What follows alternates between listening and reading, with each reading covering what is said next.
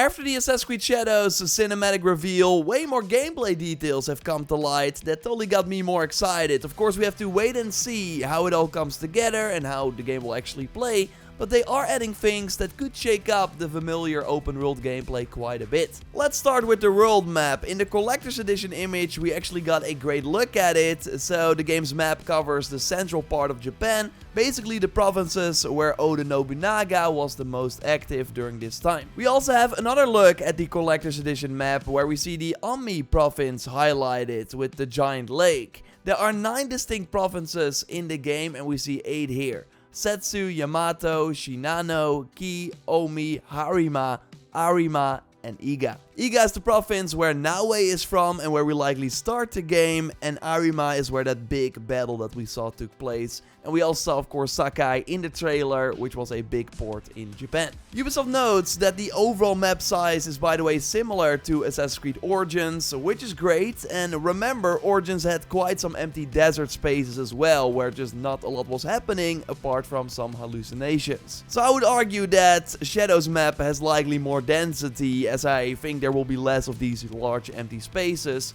They did overall base the map more on a realistic scale this time around though, to give the grander vibe, with the mountains really feeling like large mountains. And when we enter the castles, it should feel like a big dungeon. So it seems like we have big indoor areas to explore as well, which sounds exciting. But it's especially the outdoor areas that will be very different this time around, and that's thanks to the brand new Seasons system. We had a feature like this, of course, in Assassin's Creed 3 already, where the game's environments would look different depending on the season, but Shadows really takes this to the next level, because it doesn't only change the look of the world, but also impacts our gameplay. While we don't really have footage of this yet, expect for example to be able to swim into a pool or pond to reach a certain location in the summer, while in the winter that water will be frozen, so you cannot access that path. In the spring and summer, when plants bloom and flower, there will be bushes and long grass to hide in. Later in autumn and winter, those plants will die and thus removing the hiding spots. Meaning that infiltrating the same camp depending on the season should be a different experience. Seasons change, by the way, as you progress through the main campaign, as they wanted to match historical events, but there will be side missions and things in the open world that you can do no matter the season. So that means that if I do the side mission during winter and you during autumn, we should have a slightly different experience. Now, most recently, Hogwarts Legacy had of course seasons as well, but you could not go back to a previous season after finishing the main story, so I really hope they thought about that in Shadows, like this was possible in Assassin's Creed 3, where you could tweak it from the menu thanks to an Animus hack. I will totally ask the developers when I get the chance. You could, by the way, also change the weather in Assassin's Creed 3 after finishing the main story, and dynamic weather is also a thing in Shadows, and it should also impact the world. If there's, for example, heavy rain or deep fog, you and enemies won't have the same visibility and footsteps are more hidden as well. When it's raining, enemies should not just stand outside but try to hide, and this will then create new routes. Other examples they gave to IGN is that in the summer, enemy samurais cut through bushes in search of you, while in the winter they will stay close to fires and warm places,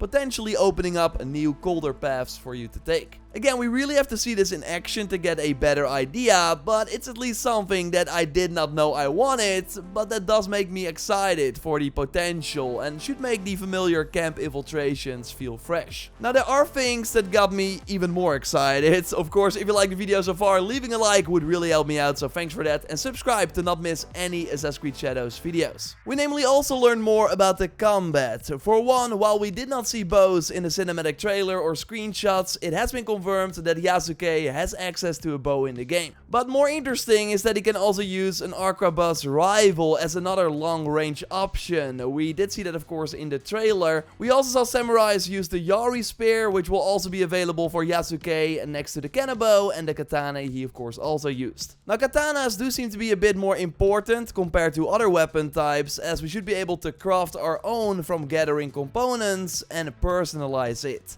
No specifics were given, like what does personalize mean, but it does seem to be the only regular weapon that both Yasuke and Naue share. While Naue, of course, also has the Kusarigama that I don't think Yasuke can use. Don't expect shields, as Ubisoft said that this era of Japanese warfare did not use them. So, just like in Odyssey, we cannot use them ourselves, but this will likely also mean that we will not encounter any enemies that do have a shield. It made less sense that in Odyssey we could not use a shield. I don't really mind it in Shadows. Let me know what you think in the comments. I overall like to play a more aggressive playstyle anyways. And this is totally one of the most exciting bits of new info. Each weapon has its own skill tree. Investing time into using a particular weapon will improve your proficiency with that weapon. Like, that was totally an issue, especially with Valhalla. If you found your favorite weapon type, you had no real reason to change to a different one, because you could also just upgrade that weapon you liked to the max rank. But now in Shadows, you are way more pushed to at least try every weapon type to unlock all their possibilities and hopefully fall in love with a fighting style you otherwise would have never checked out. IGN describes the combat with Yasuke as a retooled version of the familiar RPG combat, but made sense for the feudal Japan setting, with a focus on blocks, parries and counterattacks. And as expected, there will be duels with mini-boss type enemies that will feel more like a dance, because you're constantly parrying, dodging to find the right time to strike, probably very similar to the leader fights in some of the Ghost of Tsushima camps. It's now, by the way, 100% confirmed that active skills are back. I already spotted a few in the trailer, as I discussed in my previous video. Totally check that one out if you haven't already, with way more info on the game. Link in the video description. With the kick from Naue likely being one as well, as all the choreography shown in the trailer is taken from real gameplay. So we see her use it at the start of the trailer and later to kick an enemy's weapon to interrupt another target. So it will likely not be as strong as the Spartan kick from Odyssey, but we can still use it to interrupt multiple enemies. And we learned, by the way, that you unlock these active skills by finding ninja scrolls in the world, so very similar to the books of knowledge from Assassin's Creed Valhalla,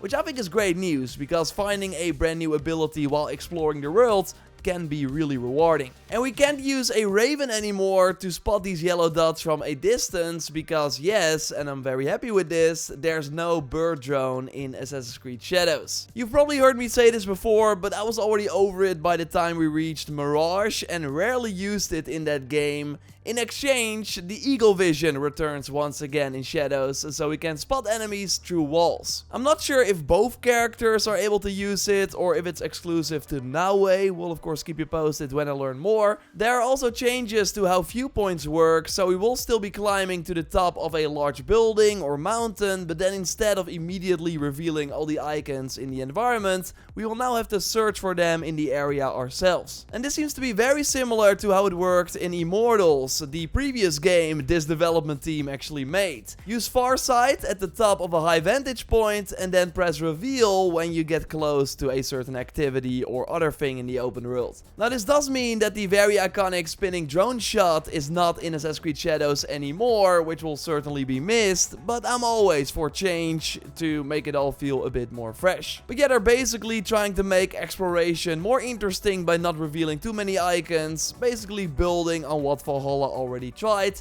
so we should be more surprised when we stumble upon something in the open world. Now, good to note is that these sync points will still count as fast travel locations, so that still makes them worth it. And I am, by the way, doing a giveaway for the Ultimate Edition of the game. If you want to participate, check the link in the pinned comment, and you have to be a subscriber of the channel before you enter. Like, overall subscribe if you don't want to miss anything Assassin's Creed Shadows related. We're already working on the next video with even more new info, like there's quite a lot, and I want to give everything the proper time and not like make the videos way too long. So a like on the video would really help me out, and check out that previous video going way more in depth on the setting and the two characters by clicking on the screen. I will speak to you very soon. Goodbye.